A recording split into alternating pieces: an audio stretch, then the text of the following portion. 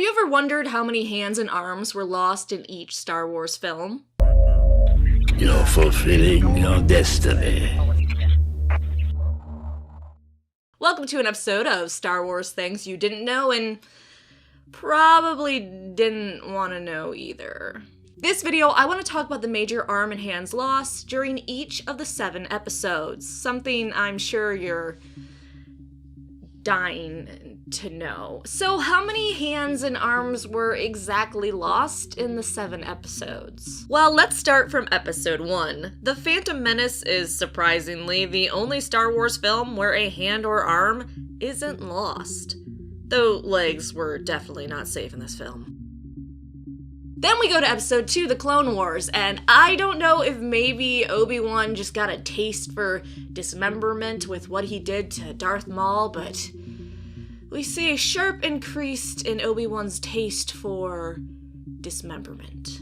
So in episode 2, first Obi-Wan cuts off the hand of the assassin that attempted to kill Padme. Then later he brutally cuts off the arms of the acolyte in the arena at the Battle of Geonosis before killing it. Luckily, Dooku jumps in afterwards to make Obi-Wan look a little less thirsty for severed limbs. During their confrontation with Dooku, Obi-Wan is down for the count when the Count cuts off Anakin's arm. In episode 3, Obi-Wan's lust for severing limbs becomes worse.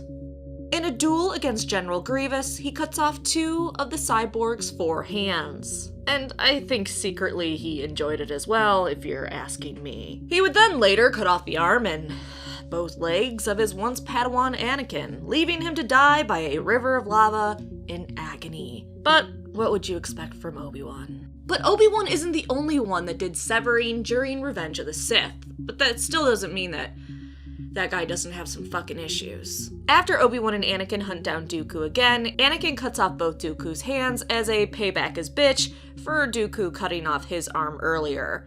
Anakin then takes it a step further and relieves him of his head as well. But moving on. Anakin also cuts off Mace Windu's hand during the confrontation with Palpatine when the Jedi Master attacked a harmless old man. In episode 4, also known as Obi-Wan gleefully gets to cut off one more fucking person's arm. We get 2 main losses of arms. First, when the Tusken Raiders take C-3PO's arm while he's looking for R2-D2, and then, oh how shocking, Obi-Wan when he cuts off the arm of Ponda at the cantina. Episode 5, despite being free of Obi-Wan the Arm Snatcher, still has 3 dismemberments of the arm variety. First, when Luke is captured by a Wampa, he gets free and cuts off the poor thing's arm. Later on Cloud City, C-3PO, who has a really hard time keeping his limbs attached, has his arms and legs taken off. Finally, still on Cloud City, we have that epic duel between Vader and Luke, where Vader reveals he's Luke's father. However, before doing that, he gives him a bit of tough love by cutting off his hand during the duel. Which is so sweet, because in episode 6, we see that Vader has passed down the hand chopping off tradition to his son. And Luke, in a moment of true father-son bonding, cuts off Vader's hand.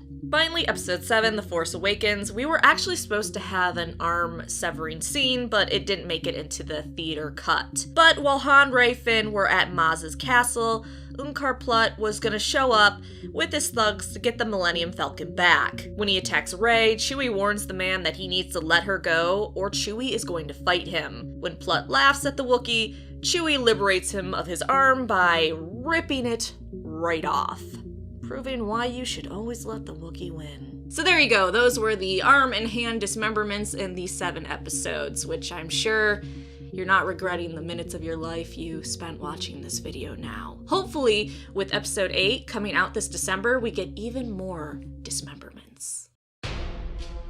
Thanks so much for watching. Please like the video and subscribe for more Star Wars videos.